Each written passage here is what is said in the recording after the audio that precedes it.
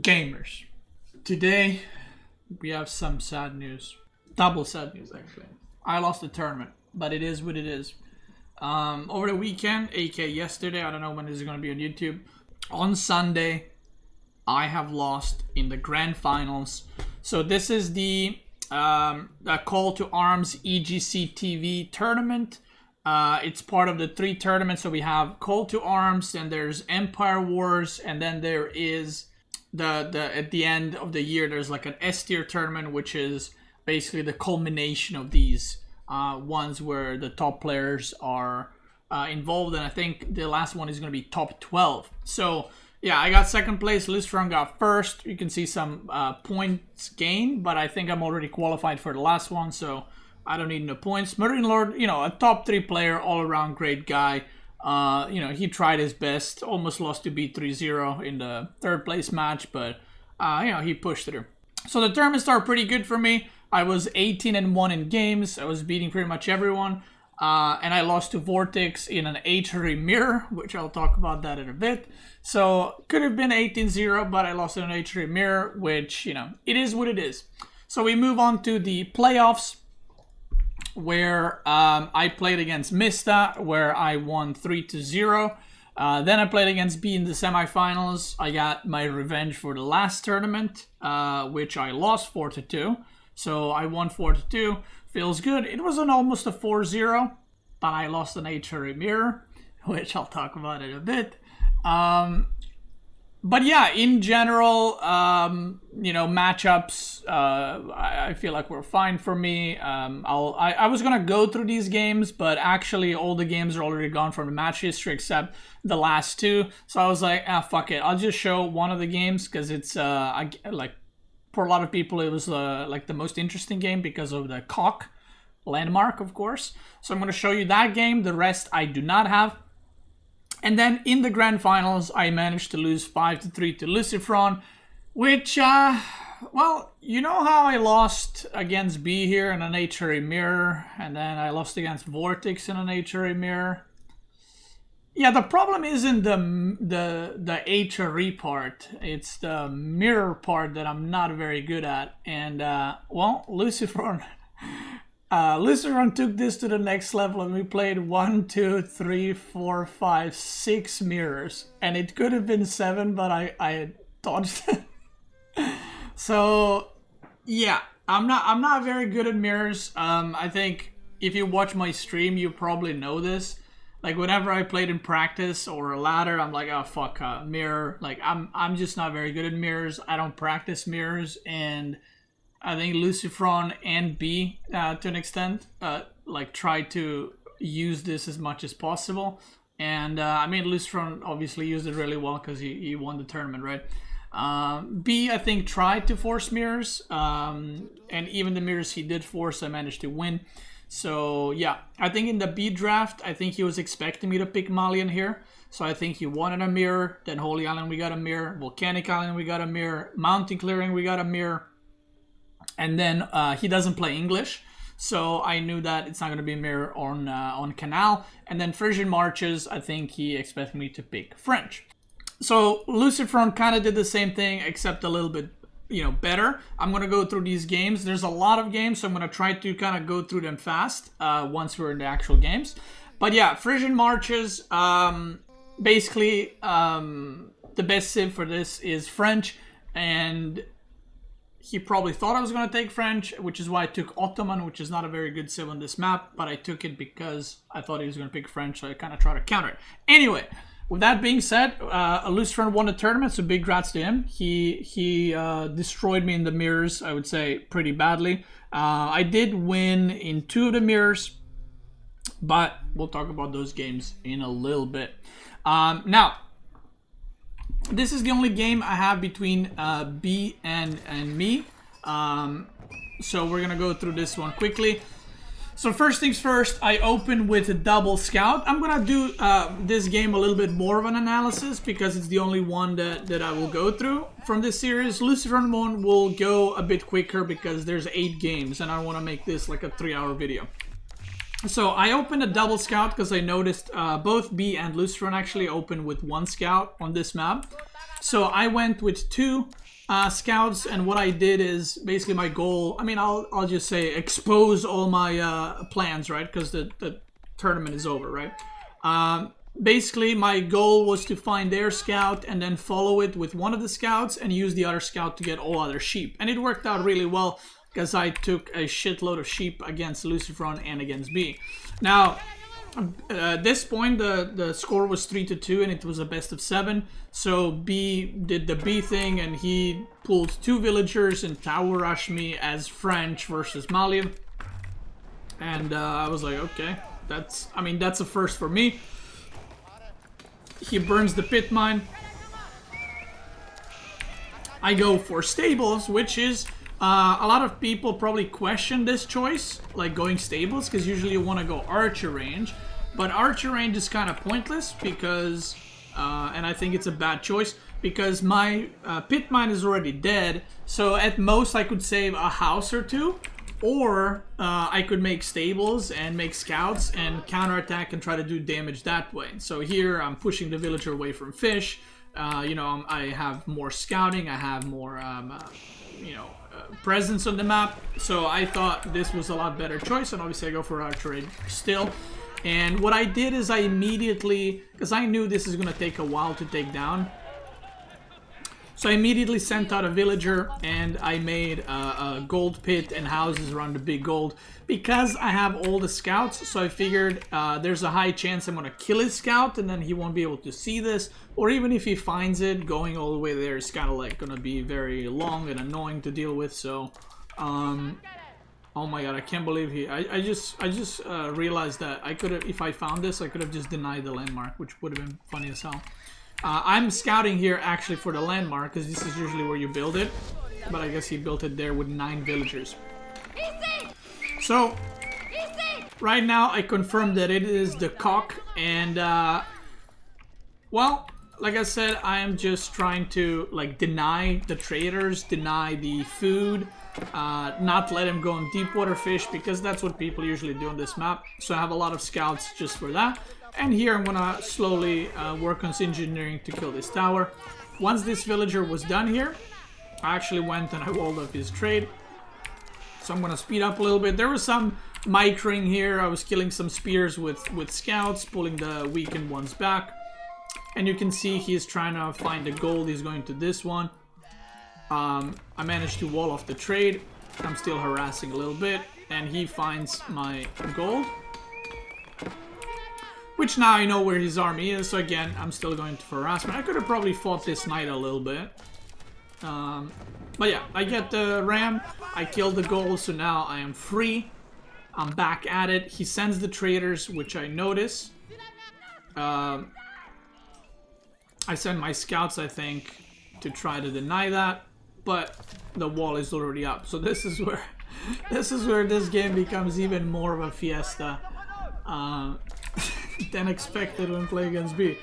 So a normal person would destroy this and then trade, but he decided, you know what, I'm just gonna YOLO, so he starts trading across the map to my trade. Which took me a bit to realize, because obviously the distance is, I think, longer. So it took me a bit to realize, because a few times I tried to see if he's trading to my trade, but I didn't see traders, but I guess they were kind of, you know, not... It wasn't like a full line of traders or anything, right? So once he destroyed the pit mine, he actually went away. So what I did is I just went and rebuilt the pit mine. I don't know if it was instant or maybe it was a bit later. But yeah, soon I go and I rebuild this pit mine and I was like, okay, cool. And I just got the gold income again from it. So here he loses 4 or 5 traders, which was very, very nice for me. And at this point, I got my cow boom almost done. I'm massing units, denying some more traders here. I don't know if he faked me or what the plan there was, but at one point he had a lot of villagers on stone. So I actually thought he is on 2TC. Like right now, I thought he was on 2TC. Because at one point when I passed here, he had like more than 5 villagers on stone, but maybe he just did it for me to see and move back. I'm not really sure. This first engagement we take is like pretty weird for me, to be honest. But like my javelins should have been here, but he kind of like, I don't know, I didn't expect him to engage there, so the engagement was kind of weird. I'm trying to snipe the archers as best as I can, and right now, even though this might look really bad for me, he has no traders. Like, he has 0 traders right now. So it's 1 TC versus 1 TC. But I have cows, right? So I'm actually ahead in economy. Wait, when did I rebuild this? Maybe I rebuilt it later. I know I rebuilt it at one point. Anyway, so I'm just remaking here, and my goal is now to get to castle. I made some farms because I had too much wood, and I was like, well, I already got the production, so I might as well just make 4 farms, right? He comes back here to torch these down. And right now I see, oh yeah, I had units patrolling here, right? So I see the trade going again now. 121 gold, 125 gold. That's crazy in this match, because you get 125 in each direction, so that's kind of a lot. But yeah, so I age up. I can see his army here. So by the amount of the army that I see, I know he's still mass producing. And as I'm aging up, I get all my upgrades immediately. Like I get +2 armor, I get veteran Donzo, veteran javelins, and I immediately push across the map. Because I knew that his army was all the way here. I mean, I can literally see the knights, so I know that I have a pretty good timing to disrupt some eco. Now, there was a potential of him, like, attacking here now, but I had 3 towers FTC, so that's 30 villagers can go there, and I was like, if I kill 30 and he kills 30, I mean, that's probably better for me, because I have cows too, and I am still reinforcing, right, so it's not like, you know. But I felt like, okay, I gotta go for an attack, because again, I thought he was on 2 TC and trading. So I didn't know he was on 1 TC. So here I'm sniping stuff. I kill a barracks or 2. The javelins are doing damage. I'm getting +2 ranged attack. I'm spamming units. Here he goes for the engagement. And he gets a pretty good surround. And if you look, he has more army right now. But obviously the +2 armor helps a lot. A +2 ranged armor. And even though this fight might look bad for me, it's a really good fight still. Like, obviously I could have microed better. Any fight you can micro better. But we basically traded. I traded a bit better, but the difference is I am done with my economy. As in, like, my food is set up. I'm just spamming units right now. And he is just transitioning to farms. He's not aged up. So I know that he will eventually run out of food, right? And his trade, I mean, I've been killing traders like here and there. Most of the kills are traders. So here I'm just spamming units again. I'm getting the relics. I got some sofas here trying to intercept the trade. I got some sofas over here denying the food, and I just go for a push. This time I go for the push on food because I realized he's got a shit ton of workers here. Kill some more traders. Put some more sofas on the traders. And oh yeah, I get a fuck, I didn't show it. I got a wall of law here. I got 6 knights, which was pretty funny. So that's pretty nice for me. 6 knights yoinked. And now, I mean, I just have too many units. He doesn't have enough income to fight this. And I managed to push him back. Obviously, he had like half of his economy on this side of the map. He tries to run. Actually, it saw 1 villager here. I didn't see the rest. On the other side, I have a whole army. I mean, it's like this army can almost kill his army here, right? And then I have an extra one right here coming. So yeah, I do the final push, and this was the last game. I managed to get a keep drop, but the game kind of ended. And with that one, it was a 4-2. So,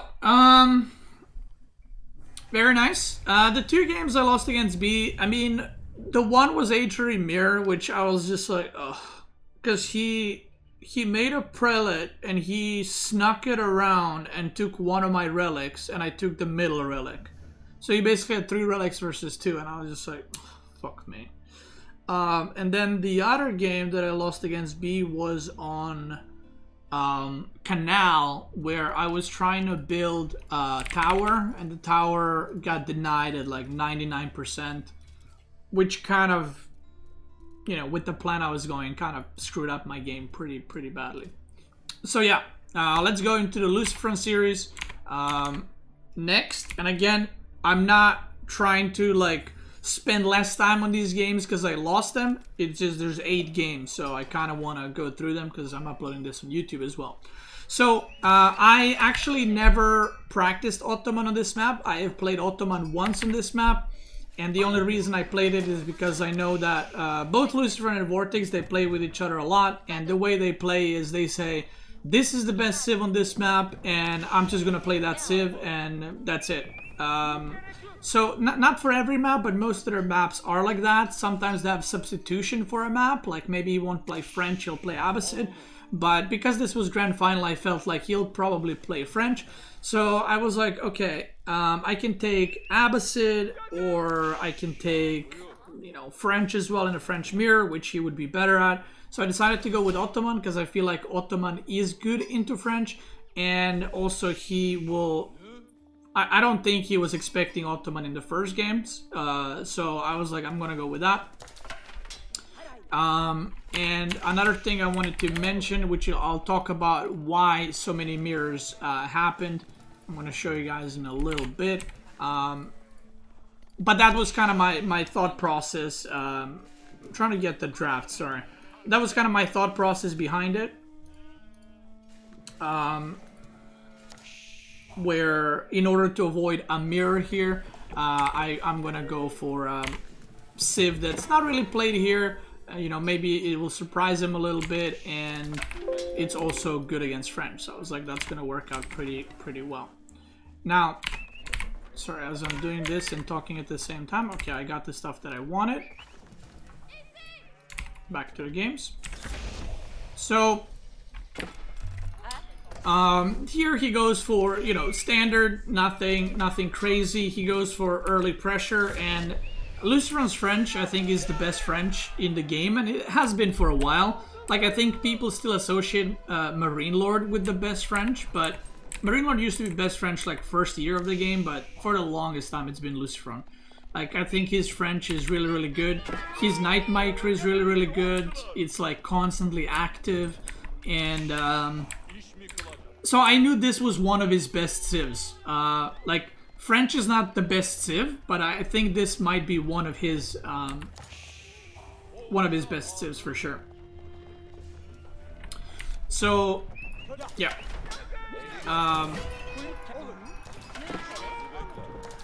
So here he's trying to do harassment. He actually kills like 2 or 3 villagers, which was, again, pretty good for him, pretty bad for me. I go for, so my idea here is if he goes second TC, I go second TC. If he goes 1 TC, I stay 1 TC. So yeah, he kills 2 workers. I get some army going. And, well, Lucifron had also something cooking. I wasn't the only one that was cooking this game. He was actually cooking a little bit too, which I'll show you guys in a little bit. So you can see he has a lot of knights. He's being aggressive. I also scouted archer ranges. So I was like, okay, this is just going to be aggression. I also saw archers. But the push was just not coming. And so I'm scouting here if he's trading. Because I was very confused. I was like, he has to be aging up or trading. Because why is he so passive, right? Like, why not push with archers too, right? So I'm trying to harass. I see no trade. And I guess, yeah, okay, that's unfortunate. So as I'm moving out, he just started traders. So if I attacked like 15 seconds later, I would have seen the traders move. So basically, I was like, okay, something's weird, because if we stay in this position, then I win. Because Ottoman on 2TC versus French 2TC and schools, I'll win. So I was like, I don't know. So then I checked his stone in a little bit. or I already checked it, and I saw he has only 1 extra TC, so I was a bit confused. I was like, okay, he might be aging up. I don't really know. But yeah, so he starts Omega trading. You can see here. Ah, that's so funny. I went to check Stone.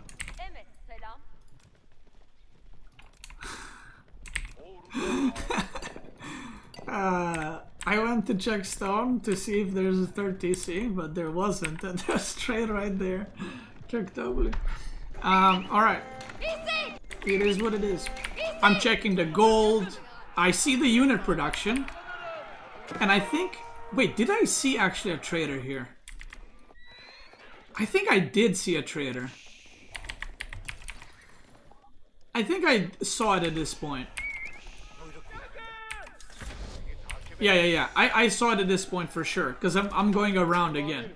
So yeah, I saw the trader there, and I was like, oh fuck. Because now, when you see trade, it's not only you see trade, but it's like, I don't know how long he's been trading for. You know, like, I don't know if that's a first trader, or 20th, or 50th. So I was like, oh god. So either way, I was like, okay, well, I have to push, because the longer this game goes, obviously, you know, you're not going to beat the trade. So I aged up, and I built more barracks, more archer ranges, another military school, and I was like, I'm going for it. So my idea here is to just do a massive push, and hopefully he's still producing units, so he doesn't die, and I can basically get all my veteran upgrades and push through.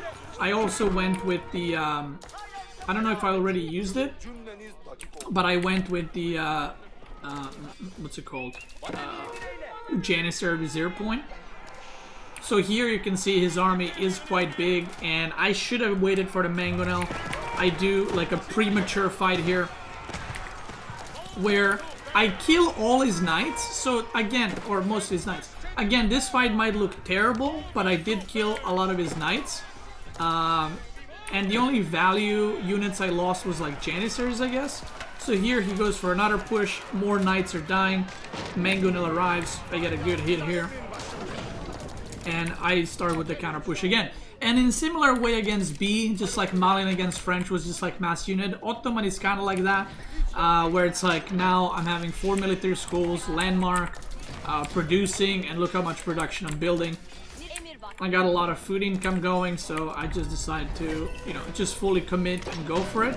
Especially when he aged up now, I was like, okay, he just used up his resources. I don't want to wait for him to get all the upgrades.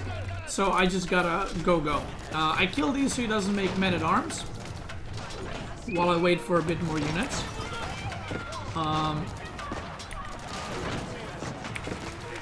And right here you can see now I'm ahead in units. I get a big mango shot again. I have 20 men-at-arms, which they're gonna tank the knights and archers super well. And I have 14 janissaries that are just plowing through these knights. These are veteran knights with the HP, but they're just getting completely melted. So I push through here, the knights go down, and I think I see the siege workshops, so I decide to immediately push through, so that I can get, oh yeah, I had a knight harassing here, and I push through so that I can put some units here, so if a Springald comes out, I can kill it. But he actually went for Mangonel, which is kind of interesting. But you can see these units are just staying here, and then the moment the Mangonel came out, I killed it immediately. The trade is now stopped, and the game is over. So yeah, I had a plan for this map, like I said, to counter the French. It worked out great. I mean, the trade I was not expecting, by the way, at all. To be honest, not from Lucifron. I did not expect trade at all. But I did scout it, and I pushed. You know, I made the decision to go for it, and I managed to win. So this is where the disaster starts to happen. I'm gonna make another video discussing tournament rules for the new expansion, not for this one, because for you know what we have now, 10 civs, you know, it's kind of over, right? I want to discuss after the 16 civilization drafts, but this is pretty much what is happening right now. So with more maps in and you know, it might seem weird, but you might think that in a best of 3 or best of 5 you will see more mirrors, because it's like people pick the best civs. But it's actually the opposite.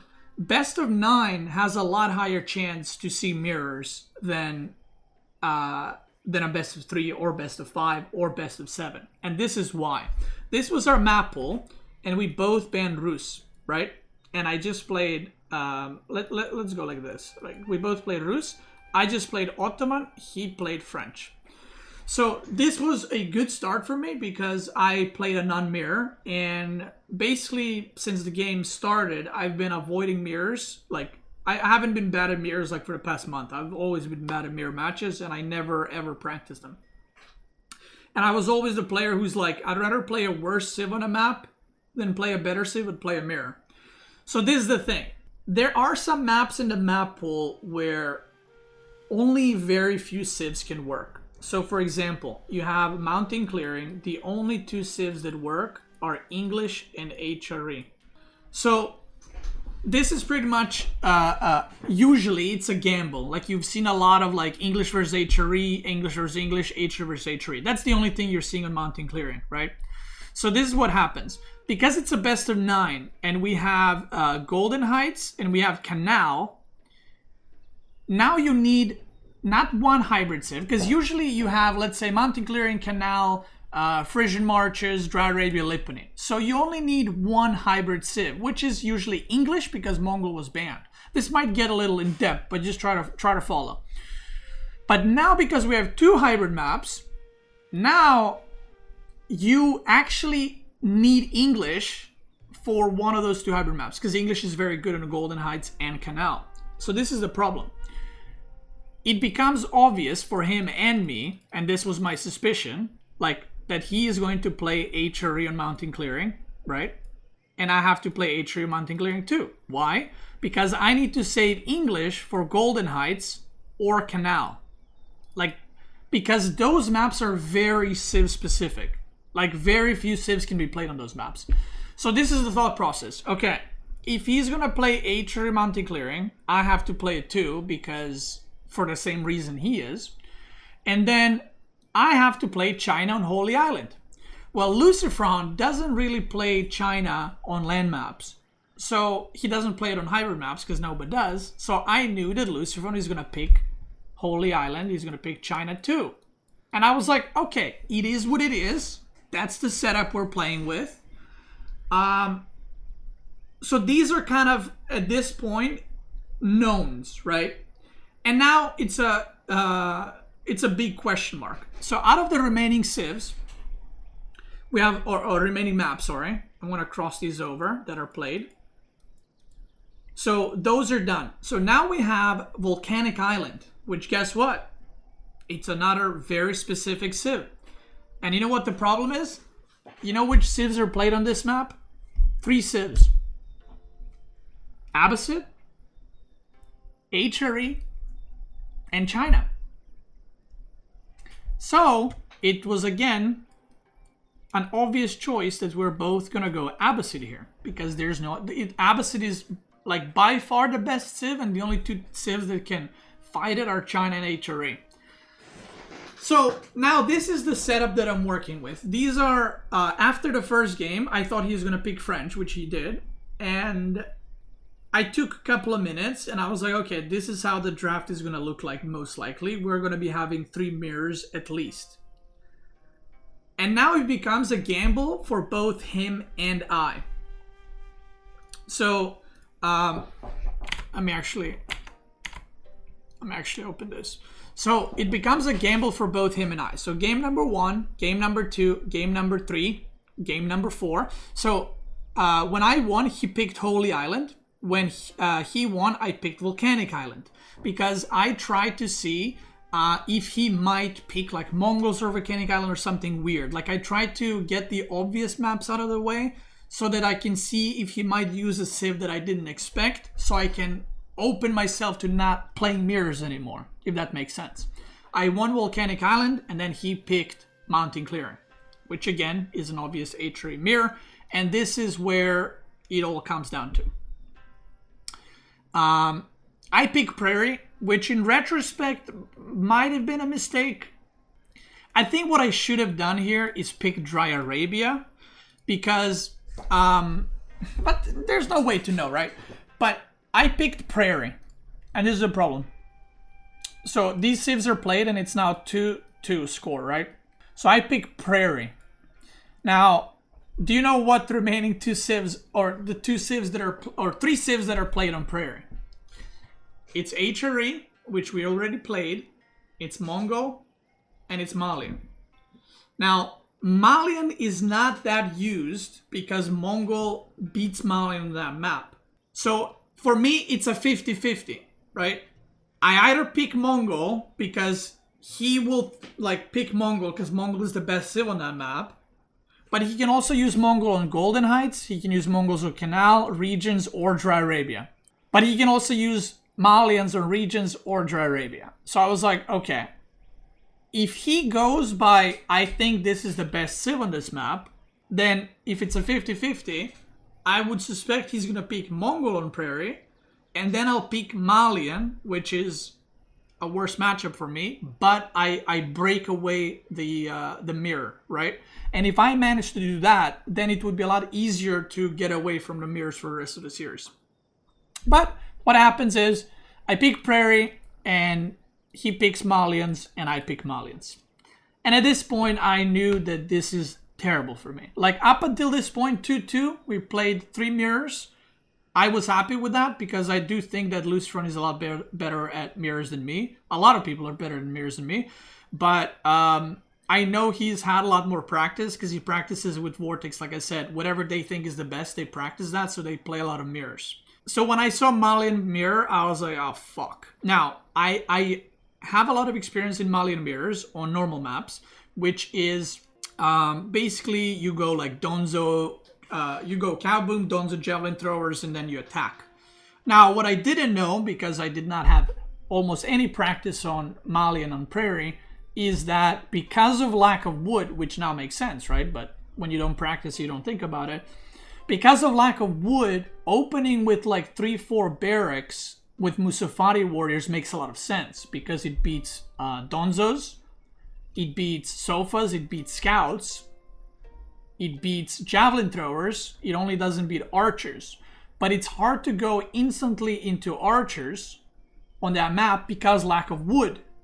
So what I opened with was Sofa Donzo, which is what, if you both greed out on normal map and skip the feudal, that's what you do.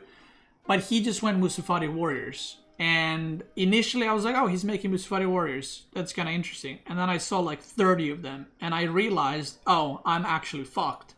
Because I have no archer ranges, I have no archers. So I was like that moment where I saw that many Musafaris, because that is not played on Dry Arabia or Regions or whatever. It's just for Prairie specific. I knew like, oh, he knows exactly what to do here.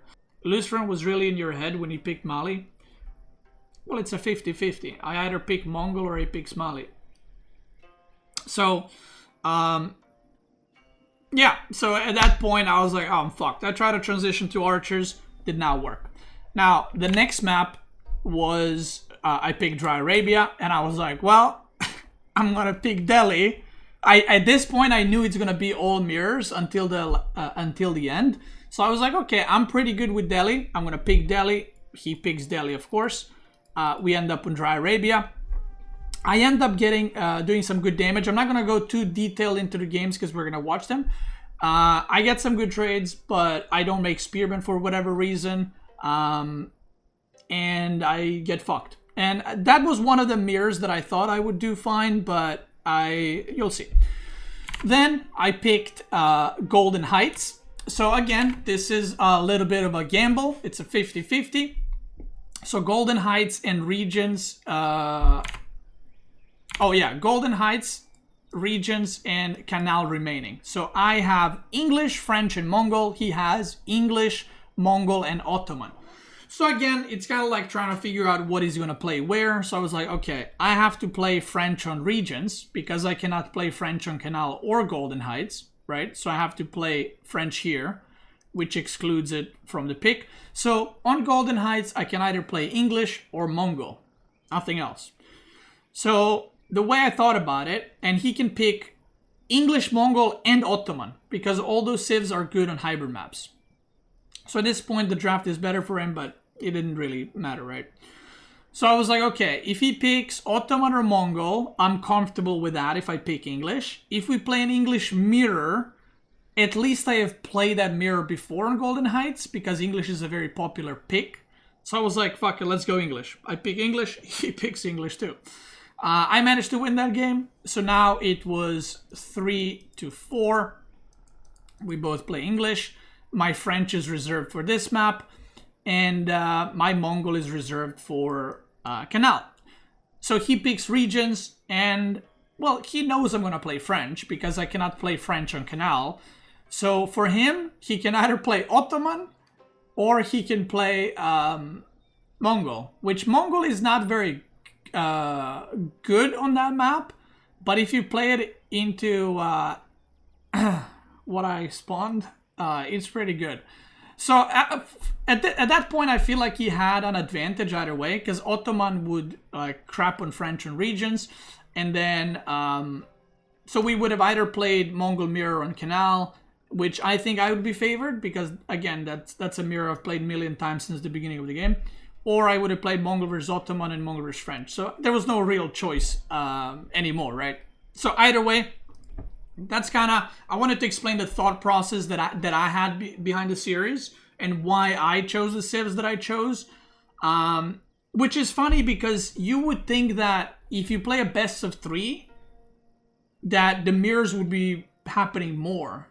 But it's actually the opposite. The longer the series goes, the mirrors happen more. So for example, if you have a best of 3, right? And the maps are, let's say, Dry Arabia, Holy Island, and Frisian Marches. Let's say these are 3 maps. This is a best of 3. These are 3 maps. On Holy Island, you can pick HRE, you can pick China, you can pick English. So the chance of a mirror is 1 in 3, right? And players will usually pick what they're more comfortable with. So you'll have like China versus English, HRE. Like if people think you might play China, they pick English. If people think they, you can play this, they might pick the other one. So it's a 1 in 3 on Holy Island to get a mirror. And then you would have Frisian Marches, where you can play French, Malian, Abbasid, China. You can play HRE. You can even play Mongol on that map. 6 potential civs, right? To a lesser extent, Delhi and Ottoman, but you can play a lot of shit. And then on Dry Arabia, you can play even English, French. You can play French and Frisian too. English, French. I'm not counting Rus because it's always banned. You can play Mongol. You can play China. You can play Delhi. You can play Abbasid. You can play Ottoman. So the chances in a mirror in a best of 3 is way lower, because you have like, the worst case is Holy Island and mountain clearing in terms of choice. Like mountain clearing, even in a best of 3, would most likely end up in a mirror most of the time, because it's either HRE or English. But these other maps, the chances of mirrors are very, very low, right? But in a best of 9, because when you pre-plan like this, a full series, it kind of ends how it ended yesterday. So I think Lucifron did a great job, strategizing around that. Like I said, if you watch my stream from not like a month ago, but from like a year ago, I don't like mirrors and I'm shit at them. Like I've had games where I would beat like a top 3 player 5-0 and then I lose a mirror against a top 100 player. There's some mirrors I'm good at. Like Holy Island mirrors, I think I'm good at, because that's what you usually play, right? It's HRE versus China or China versus HRE. From either side, or mirrors. So that's like a common thing. But on maps like Dry Arabia or more open maps, I'm more comfortable in diverse matchups, so to say. So this map, in my brain, I wasn't like, oh, I lost this already. But Lucifron is really good. Both Vortex and Lucifron are really, really good on Holy Island. So in my head, I was like, even if I lose this map, it's not a big deal. Like, I just beat his French, which is one of his best civs, and now I'm playing Holy Island, which is his best map. Like, he always picks this map. He's very good at it. So I was like, I'm just gonna try my best. And if I lose, it's not like, oh my god, I can't believe I lost Holy Island. you know, it's in a way it's like you gotta calculate your losses and you gotta mentally be aware where you're supposed to win and where you're not supposed to win, right? So for this one, I was like, yeah, if I were to win, in my head, I was like, if I were to win Holy Island, that's a huge like confidence boost for me and very bad for him. So in a way, it was like, in my head, it's like expected I lose this, but if I win, it's gonna be massive. So I actually get a really good tempo here. So he had a better build because he had Song Dynasty a lot quicker. But what ends up happening is I kill his scout, and I'm like, I can make archers now and fuck up his wood line and then push the water. But Lucifron and Vortex play very aggro on water. They go really early demos and a lot on gold. So as I'm doing that, I'm doing damage, and I was like, yo, this is good. Yo, I'm doing, you know, like this is massive damage right now. And I'm like, okay, I'm kind of defending on water. Like there's some, you know, I'm doing good work. The villagers are dying. And then I forget my ships in the middle of the map. And I lose the game. Kick W. So I just lost, I think, 2 or 3 Springles. If I had 2 or 3 Springles, I would have the same amount as him. And all I needed to do is micro against demos. But 2 demos hit me. I think the 3rd one hits now. And that's already game over. So, kick W. I tried to like transition out of this somehow, but once you lose water and Holy Island, you're dead. So, yeah, I kind of try to defend here a little bit, but it ain't happening, Joe. He's just like spamming demos now, breaks the water. I try to transition into land, but he also transitions pretty fast. And yeah, the game just kind of is done there. Obviously, I keep trying, right? Because I'm not gonna just give up. It's the finals. I try to transition into more town centers. But he's just now spamming men-at-arms, like a shit ton of them. And I mean, you can see the army supply with the water eco, and I end up losing that game. So I was like, alright, it is what it is. Like I said, I wasn't like, oh my god, this is the end of the world. It's, you know.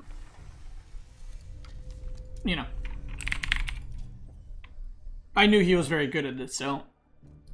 I don't think I'm bad at Holy Island necessarily, but I just think that they are really good.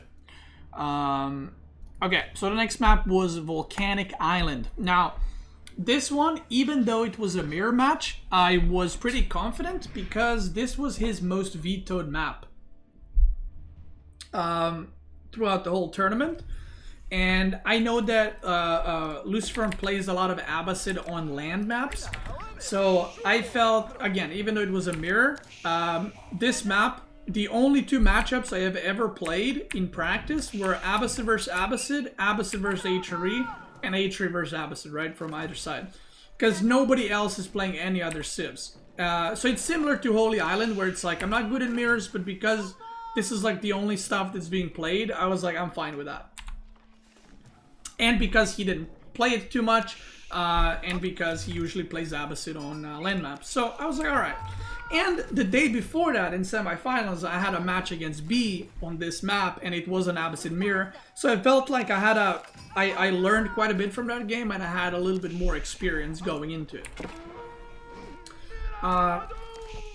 So already here, you can see I'm like fishing ship ahead, right? Which is already big, and that just comes from, you know, my build order is just slightly bit better, you know, or now he has more, but yeah.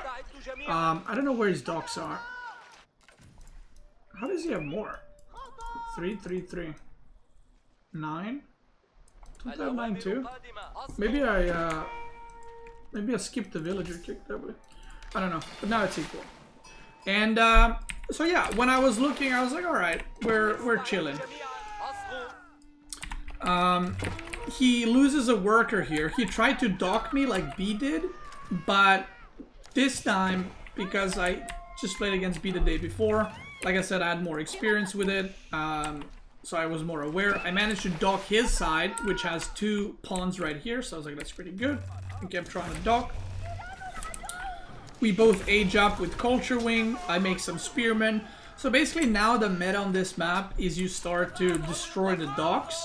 And you either stay in feudal a bit longer or you age up. And what I did is I just went straight into castle. So like a 740 castle.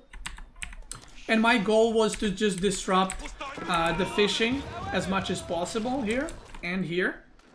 And just age up and go like Gulams or whatever. So we have some skirmish here in water. I'm denying the water pretty good. It started off really good for me. But then a little bit later, I don't know what happened. I don't know if I just stopped producing ships or something. But I just kind of started losing water everywhere. So I'm going to speed up. Like I said, I don't want to spend too much time on the games. Was a lot of running. If I'm moving like this, by the way, is because I'm trying to see the worker count from my microphone. But I moved my microphone now. Yeah, I'm getting relics right now.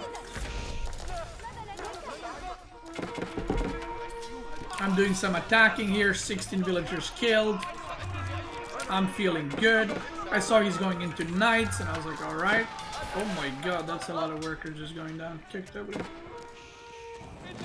There's like fucking docks everywhere. Like there's rams going around killing shit. Like it's just a wild game, you know.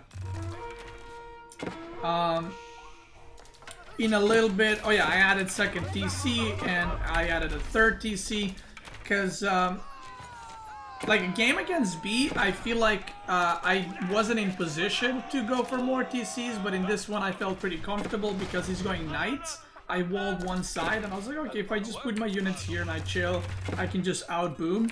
And in all fairness, like I was like, if I just reach late game, I'm pretty confident that I'll win. So as long as this game keeps going and I'm not taking massive damage, I'm good with that.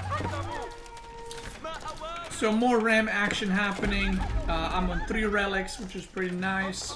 And right now, I don't really know what happens, but I thought at this point, because I wasn't really confident with how the water battles were going, I thought he has a massive army, especially because I was on 3 TC. But, so, like, I could have pushed here and killed him, but I was like, oh, he probably has a massive army. Because if I have a massive army and I thought that my game wasn't going well, then he has a bigger army. But his army was actually pretty small at this point. And I have a bit more upgrades as well. So this is where one of his last knights dies. And I was like, okay, let's go for a push. I'm about to be maxed out. So once you're maxed out, obviously you want to start trading so that you don't stockpile resources. I sprinkled this guy to death. We have a fight here, and I actually was very confused in this moment because I thought there was going to be mass cavalry surrounding me and like jumping in my siege or something. And I kept looking upwards. I was like this, like during this fight, I was like looking around. I was like, what's happening? And then I realized, wait, that's his whole army. So when I realized that, I just decided to go for a very, very, very committed push. Which I did. So I go for an engage. He's trying to build Springles, by the way, which I saw. So I'm starting to chase his army so that, you know, I don't allow him that. Mango is doing work. I see 2 relics. I put down a keep. I'm snacking the relics. Keep goes up. I got the Imperial. I'm also trading at this point. And the game ends. Yeah. That was, like I said, I felt like it was probably a matchup and a map he wasn't too comfortable with, which obviously is why I picked it, which is why he picks Holy Island. That's why, you know, people pick their home maps, right? Maps that they're comfortable with or maps that they think they're, you know, better than their opponent. So this was, what was this? This was a 2-1 for me, and the next one was Bounty Clearing. And guys, I've lost 3 H-ray mirrors in the tournament. I lost them Okay, 2 of them I lost exactly the same way. Third one was not like this. I lost against Vortex and Lucifron the same way. And I was just like, bruh. Ugh. Now, listen. All respect to Lucifron. He played better than me. He wrecked me. I am sorry, but this strategy they're doing is so dumb. It should never work. But you know what the thing is? I am more stupid than this strategy. Like, if this strategy is 40 IQ, I am fucking room temperature in the winter IQ. Like, I'm so stupid for losing this. Like, and this was the game where actually I was so tilted that I lost to this again. Like, this strategy should never work. It should never work. Logically, it should never work, right? But because I'm stupid, it works.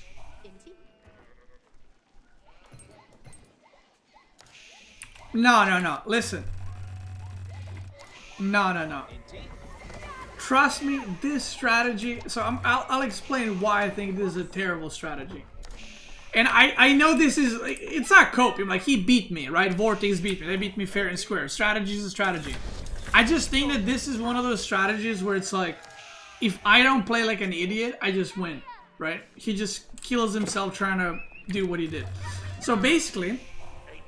I rush castle. He goes for stable into castle, right? So he makes a horseman. I'm not assuming, but he tries to... Yeah, I start aging up at like, what was that, 5 minutes? So he makes a stable. And I know this doesn't work, okay? This doesn't work. I know that. I don't need to test that because he will have a horseman out and I can just out heal the horseman damage, right? So this is how it starts. I'm like, at this point, I'm like, this is great for me. He has a horseman. I have faster castle. Look, I just take the relic and I just heal my dude. That's it, you know? So I'm like, great. And this is the funny thing. This is why I was so annoyed that I lost. Because I know what's gonna happen. Because I lost the same way to Vortex. I know exactly what's happening. And I lost it again. So, first things first. These guys should have been away from the gold already. Okay? Like, so this is my plan, right? My plan is, I now go double barracks Imperial. That's it. That's my plan. And for some reason, I didn't pull these guys from gold. Like, I don't even need gold. I'm not going to use gold on anything, right? Like, my plan is to make spearmen. So I don't need gold. And if I want Imperial, I can actually put all workers on food and wood and still get Imperial because of 3 relics. So I was like, yo, this is perfect, man. I got 3 relics. We cooking. We're not cooking. You know what I should have done? I should have made a market and bought like 450 wood. Because now I see the second stable. Which is crazy.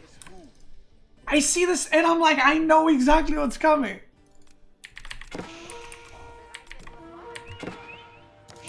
And look at this, look at my gold. What the fuck am I getting gold for? What the fuck am I mining it? Look, I'm making a meal! Look at this idiot! Why am I making a meal? For what?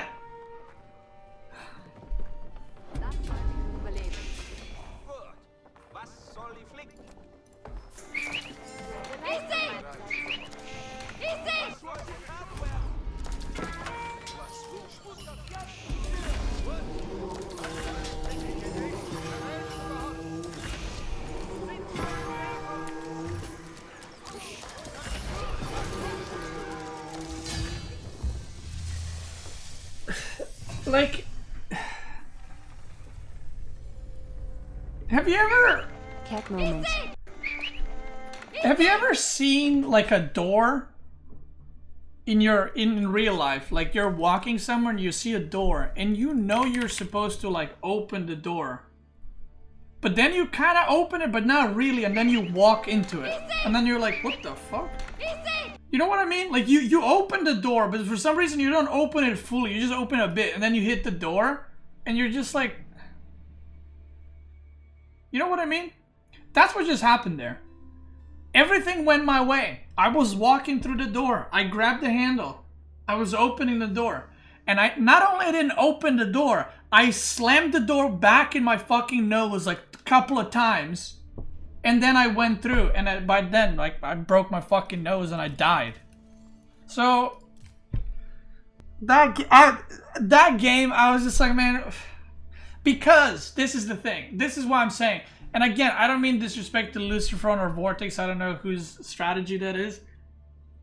If I'm not stupid, you know that extra like 500 gold that I mined? If that was like 4 barracks and I just made spearmen, this is what happens. He makes 6-8 knights. I make 10 spearmen. And then I age up to Imperial with Swabia because he can't push anymore. I have 3 relics. He gets the Sacred Sun and Boar. Irrelevant because I have 3 relics and more workers. And then I make a Bombard with 40 spearmen that are Imperial. And I take the middle. But when you're stupid like me, it is what it is. So, you know. And that game, out of all games, like that game, I was tilted at myself because if this was the first time losing, I'd be like, man, that fucking sucks. Oh, I didn't know that timing. But I lost against it 2 weeks before to his fucking brother the same way. Well, actually, it wasn't the same way. Funnily enough, that one was better for me because I was actually making units. This one was actually worse somehow.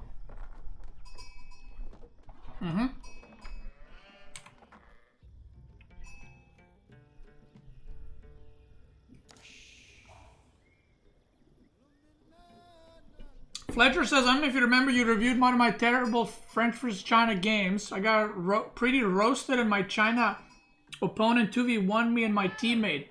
I was gold 1 then. Was that on French Pass? I was gold 1 back then. I just wanted to report that I'm now out of gold. Thanks to your advice. Yo, bro, let's fucking go, dude. Yo, let's go. Yes? I remember that game. I remember that game. I remember that game. You were spawned on the top right. Your allies on the bottom left, right?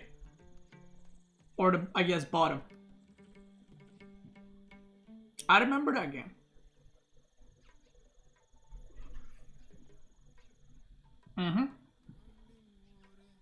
How does it feel to be number 2? Listen. It ain't number 1. But it ain't number 3 either, huh? Alright, let's go. Alright, so anyway. Number 3. You know what's funny? Someone posted in my Discord yesterday. Mr. 04 about to transition into top 4. And I was like, because he was losing to beat 2-0. Someone said, Mr. 04 about to be top 4. But he came back, and so he's top 3. So yeah. From 04 to top 3. I mean, that's pretty good. Yeah, Cascade. Listen. Stop coping, bro. Listen, when I got 3rd place, I didn't say, well, actually, I was 2nd place. No. I was 3rd. I was 3rd. It is what it is. Okay, this is the map that I mentioned earlier. Malian versus Malian. Marine Lord catching all strays. Listen, he's catching strays because he's always around, you know, shooting back at people, right? With his words. I got a question from round of 128 player. Core AoE. Hey Beasty, did you think about banning HRE to not lose another HRE mirror? Thank you, Core. Did you think about banning your opponent so you can advance to top 64? Thank you. Alright, so Cow Boom versus Cow Boom. Listen. Don't shoot at me if you ain't willing to take the shots back. I'm just saying.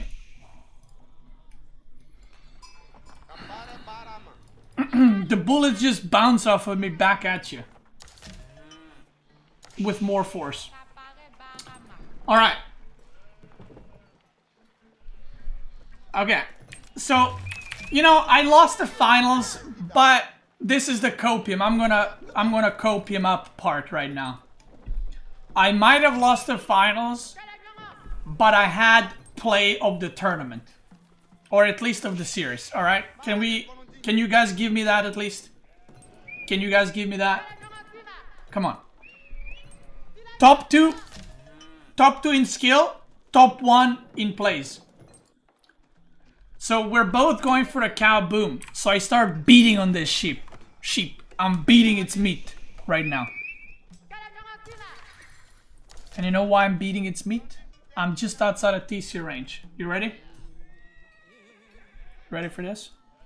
One shot away from dying. Oh. Oh. Oh. And now it blocks the landmark. And look at this.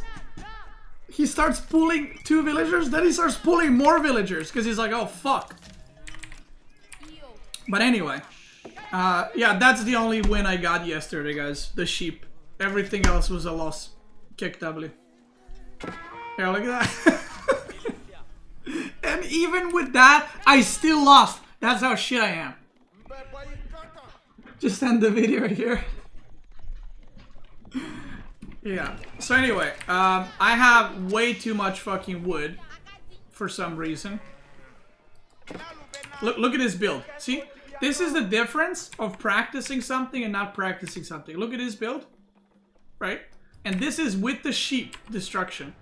And then look at my build. If this wood was food, I'm aging up too. But it is what it is, brother. So yeah, I actually, you know what's funny? He might have not gone into, I just realized now, he might have not gone into a Musafari Warriors if I didn't make this stable. Because I made stable, and then he made barracks. So if I didn't make stable, he might have not made barracks in Musafaris, and he might have gone stable himself. So I might have actually killed myself here, in-game of course.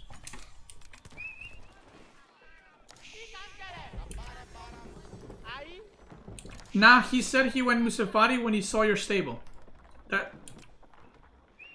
That's literally what I just said.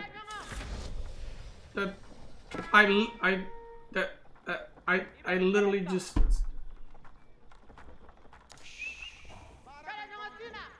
That's exactly what he said. Who? Lucifron?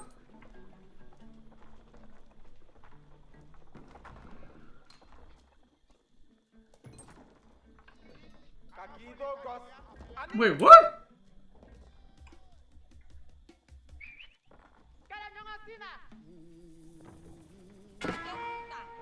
Huh?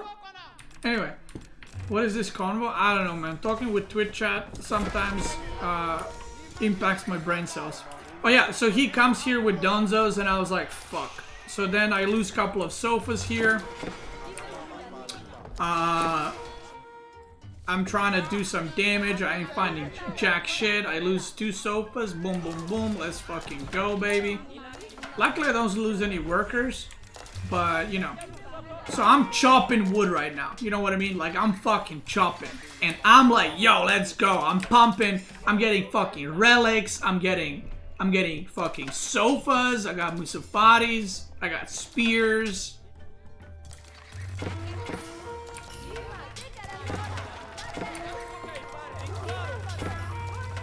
And it's kind of going well, and then it's not.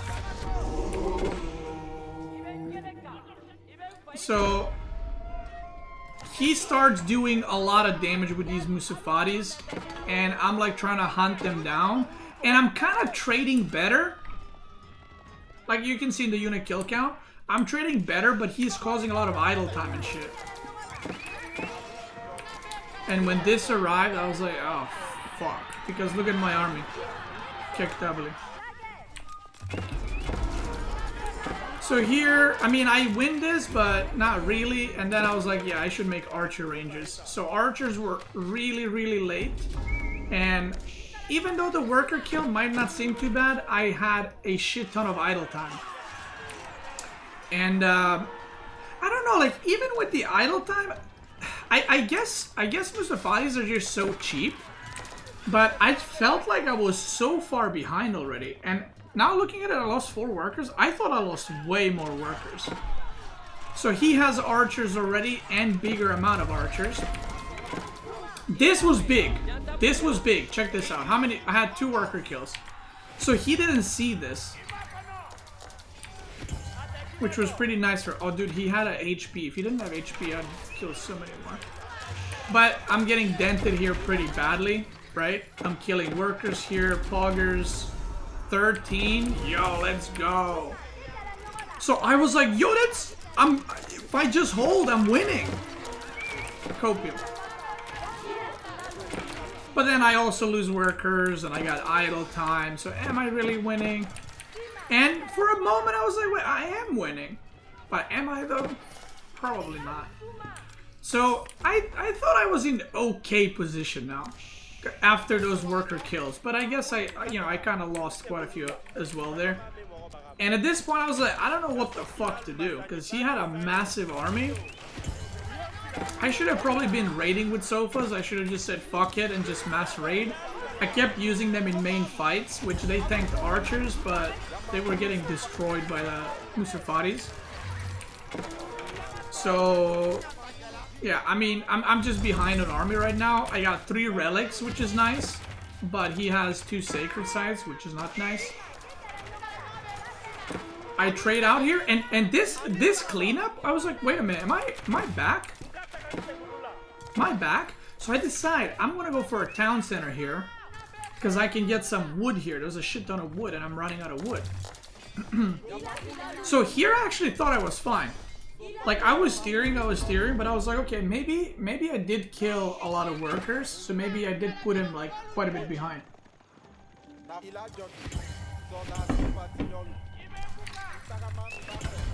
Oh yeah, the sacred sites were really weird. It was like next to each other. I mean, it didn't really matter too much, right? So here, I probably should have kept the sofas. Like, I should have probably kept these sofas too. That's 8 sofas, man. That's a lot of health, you know? Here he goes for an engagement. And my archer's not in the greatest position. Because they're kind of shooting more or less same targets. Sofas get some damage on this side, but I should have just defended with all my units, you know? But it is what it is, and I lose the game right there. Can't believe Musafati is no longer a meme.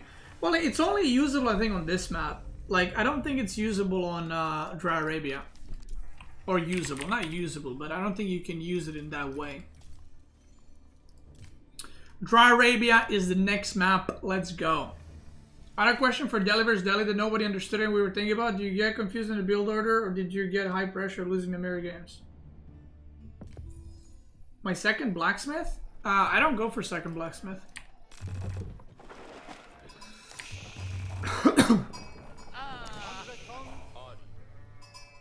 How could he afford so much pressure compared to you? Because Musafaris are like... One sofa is like 3 Musafaris. So... Yeah. And Musafaris actually beat sofas. So I mean, I kept engaging wrong and I had a wrong unit comp. So... This game was... So HRE game was probably... Okay, first game is the game I executed the best. Second game was the game that was like his map. Abbasid game was probably scrappiest, I feel like, because it was just shit all over. HRE game was the most dented. Malian game was the most misplayed, I would say, by me. this game was misplayed in terms of strategy. This game was like the most sad for me because I feel like I should have won this 100%. I literally just did not make spears for some reason. Like, at some point you add spears if you do what I'm doing. I just didn't add spears and I died. So, also he had a lot of upgrades because he opened with double blacksmith, so yeah.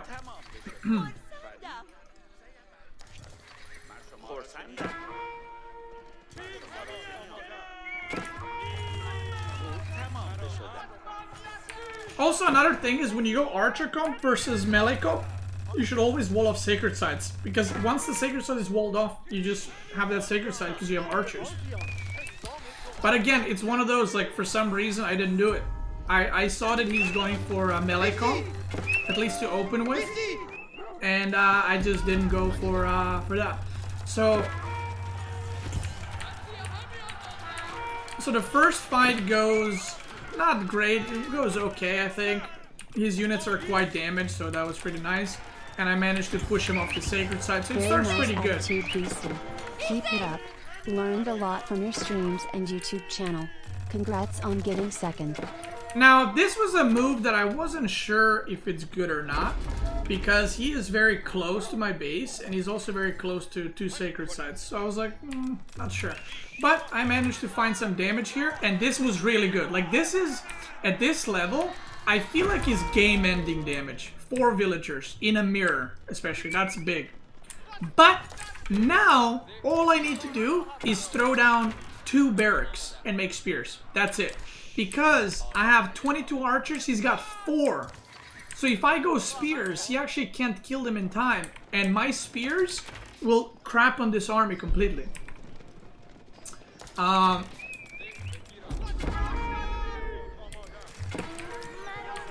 So here I get some more damage done. Well, 1 worker more. And I get caught off guard completely. He pushes while, I don't know if I was AFK or what the fuck I was doing. He even forgot his archers, but I get completely caught off guard and I don't micro. And he had, like, overwhelming amount of melee units. So once he gets on top of the archers, it's over. And again, if I just made spearmen here, I would have been more than fine. But it is what it is. Because I killed 9 workers, by the way. Like, that's huge. Like, if I just stood here, like right there, and had like 5, 6, even 5 spears would make a huge difference there. And I kept harassing, then I would just win on economy. But I dented it, that one. So I was like, oh.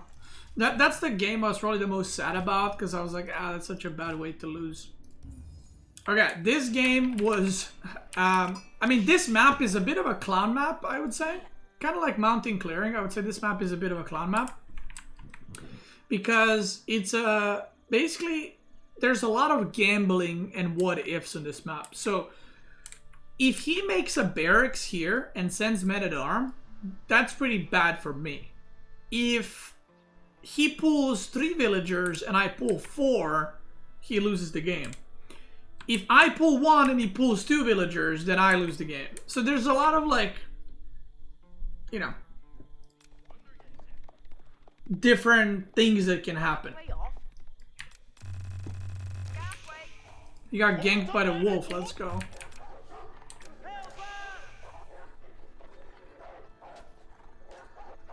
Kick doubly. So he goes for barracks. I pulled 4 villagers, which is quite a big committal, by the way. But yeah, it's still worth it, right? It's still worth it. And now he has a man-at-arms, he has a dock, but I already have 3 fishing ships. He has 1. He's like trying to burn this down. Obviously, it's not going to work. He actually made a transport ship, which is just not worth it at this point.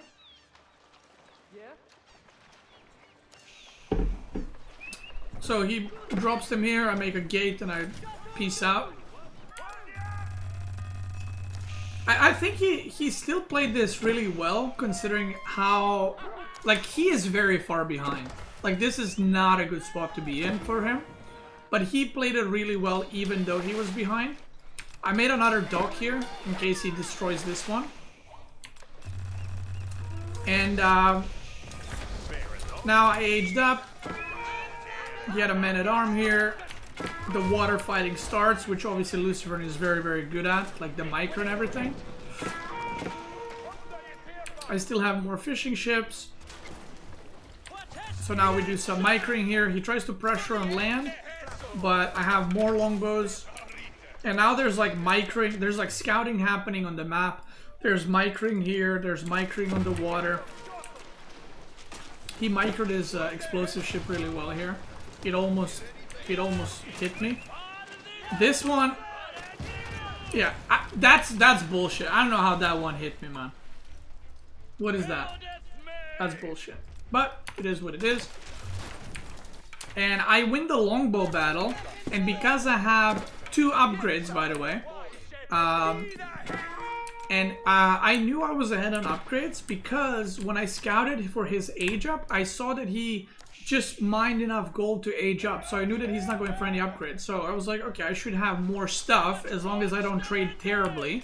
I should be good, which is why I was kind of playing defensive on water, because I should have more eco as long as I don't overextend.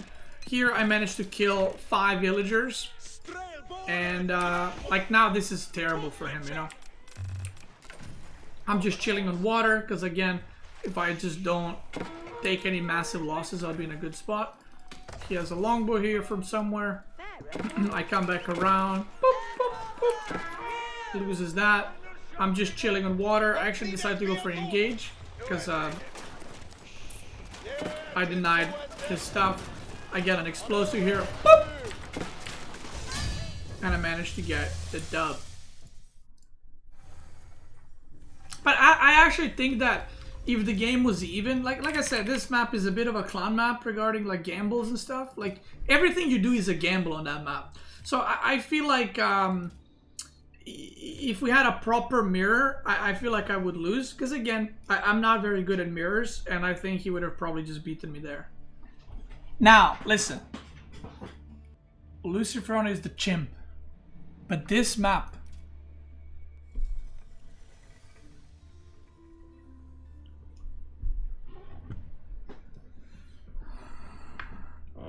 you know, people think I exaggerate when I say my spawns are the biggest pile of shit in the world. I want you to pay attention. By the way, I think Lucifron, just to, even if the spawn was more balanced, I think he's probably favored in this matchup because he is very good with Mongols. And I'm not, like, French is not one of my best civs. But this map doesn't have trade, so it's like it kind of equalizes it a little bit. French versus Mongol. He gets TC next to gold. Pretty good.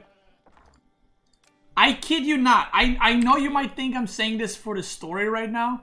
When I saw my spawn, I actually laughed IRL.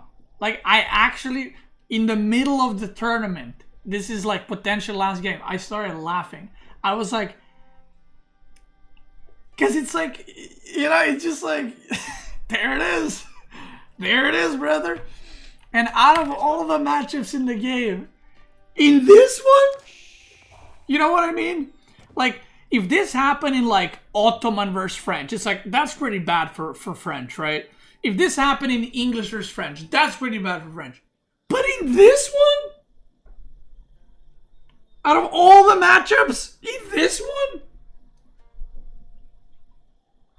So check this out. Forward stone. Out there stone. Forward gold. Second gold, right behind it. Berries, right behind the gold. Guess where the tower is gonna go? One tower denied both of my golds and my berries. And you know what's the saddest part? Look at my deer! I am not kidding. I did not close. This is the middle of the map. I did not know the deer can spawn that close to the middle. I genuinely did not know that. Like, when I saw, because I saw this immediately, like, here's my scout, and I saw, like, oh, there's my goal, there's my, I was like, what? Because I kept thinking, what is my game plan here? Right?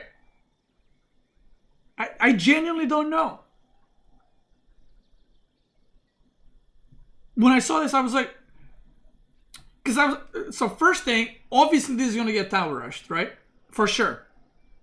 So I was like, okay, if this gets towered, I have to make TC on deer or on the big gold. I don't have any other option to win. Like, that's it. Those are the only two options. Either I make TC here or here. Because even if I make a TC here, what do I get? I get nothing, right? So, he goes for a tower rush, obviously. I don't know if did he even scout? He didn't scout me yet, okay. Dude, I guarantee you, dude, I don't know if they asked him this in the interview. When he saw my spawn, he was counting the bills already, dude. He was smacking his lips. He was like, let's fucking go, dude. Let's fucking go, dude. Why wasn't boar an option? So, okay, so you're asking me if I couldn't go here, which is a screen away, why didn't I go 3 screens away? Well, because it's 3 screens away, and it only gives me a boar. That's it. He said when he got the tower up, he knew it was pretty much a done deal. I mean, yeah. Like, when again, when I saw the map, I was like, if I played against, like, a fucking noob, I could have probably won this still, right? But I was like, I'm not, like, I knew that I probably lost, right? Because it's like, Lucifron is not gonna let this one slip, you know? Like, he's not gonna throw this lead away.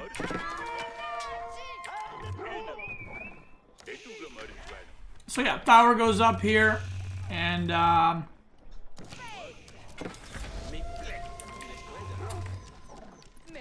I decided to go for horseman. I was like, okay, I gotta do something. So I decided to make a horseman immediately to, like, try to snipe a villager making stables or something. Like, try to get something. He said sending a second villager was a mistake, but once he saw the spawn, he was fine with it. I mean, yeah, getting this tower was, like, top priority. Like, it's already done. Like, again, at the top level, this kind of spawn is done. Now, if this was Dry Arabia, by the way, it's still playable. Because Dry Arabia would have, like, another gold, like, here, right? Or here. So I can just make a TC, like, maybe on Backberries. I can make Archer, Spearman, and then I can take the gold slowly. But this map, you only have 2 small golds, and then you have 3 big golds in the middle, right? So that's why I had to make a TC forward. So yeah, I make a barracks. The funny thing is, I had to make a, check this out. I had to make a market to sell wood so I can upgrade my spearmen. Dude, if I killed Khan here, that'd be so nice. I also saw that he was going on this, by the way. So, with my scout when I went around. So soon I'm gonna try to harass that. Again, I'm trying to do something to come back. But again, he had few spears there. He didn't see this, but he had a few spears there. Because he knows, like, I know and he knows, right? I know I lost, he knows he won, and he knows that I'm going to try to make a TC on gold or here. I did kill a worker or 2 eventually here with the horseman.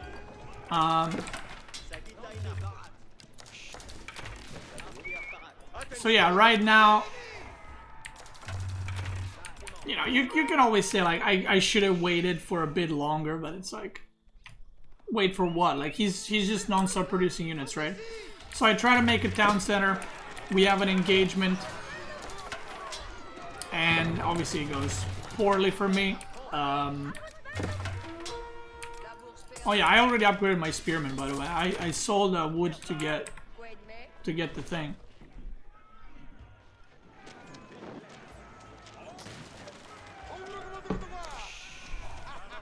So yeah, at this point the game is done. I made a TC here. Now I made, like, farms already because I have nowhere to get food. I made more barracks, more production. But if you look, oh yeah, I've been harassing here like the entire time. Killed a worker. He's just pumping out units, and yeah.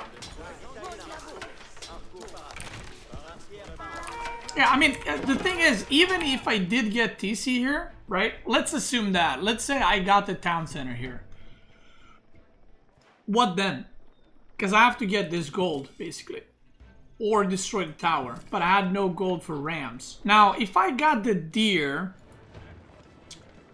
Like, let's say somehow I finish the TC with no losses and no unit losses. Maybe it's playable. Where I sell wood, I get siege engineering, and I build a ram and I destroy the tower. Maybe? But, like I said, you know, you saw, like, he had a Khan here and Kashik's here the whole time. Like, he knew I was gonna go for TC here. So... I would Dark Age tower my gold in such spawn. Do you know why top players don't put towers in their gold? Where would you put a tower? Let's go with that. This is my mining camp. Where would you put a tower? Here? Okay, let's say you make a tower here. Then he makes a tower here. Let's say you make a tower here. Then he makes a tower here. Let's say you make a tower here. He makes a tower here. See why that doesn't work? And also he has arrow slits the moment he ages up. And you know what happens then? You know what I got? I got a minus 100 wood. So you make 3 towers. Yeah, basically. Yeah, if I had a tower like a line like this, yeah. Like you know how Malians put houses around gold? I should have put towers like that. But yeah, it is what it is. So GG's to Lucifron. Like I said, I think he overall played the series a lot better. You know, can't win them all, and I think he definitely deserved it. He beat both he beat both Marine Lord and I. So I think it's stupid to even say he doesn't deserve it, right? Like if anyone out there is like, oh, shut the fuck up. He deserves it, bitch. I think he played really good, and it's probably his best performance. Because sometimes, even if you have a better performance, maybe... It is what it is. Congrats anyways. Like Next tournament will be better. Like, sometimes you play really well, but you still lose a tournament, right? Like, there was a tournament that I won, and I felt like I played worse than like I did in, let's say, Red Bull, you know? So, I think this was definitely his best performance, and he deserved it, so congrats to him. GG's. And let's do a little palette cleanser. Let me show you. I got exposed. For the end of this video and this segment, I got exposed. Beasty forgets to make villagers for 1 minute in Call to Arms final. Corey, you're right. That's why I want auto queue, because I forget to make villagers. You know what's funny? I saw this and I was like, when did this happen? And then I look and I was like, that's mountain clearing. Remarkable to see even the best in the world forget to make villagers when under duress. Beasty doesn't make a villager this entire clip. He's making prelates from his TC while his regnance is going up.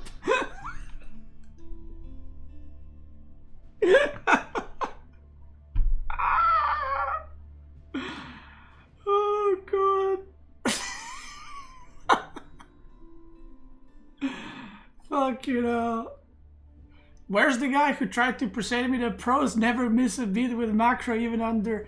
What is this word? Is this distress? Duress. I've never heard of it.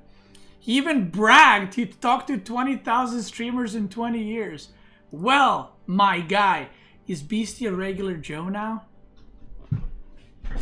I'm not, you little bitch. I was making prelates. Fuck you.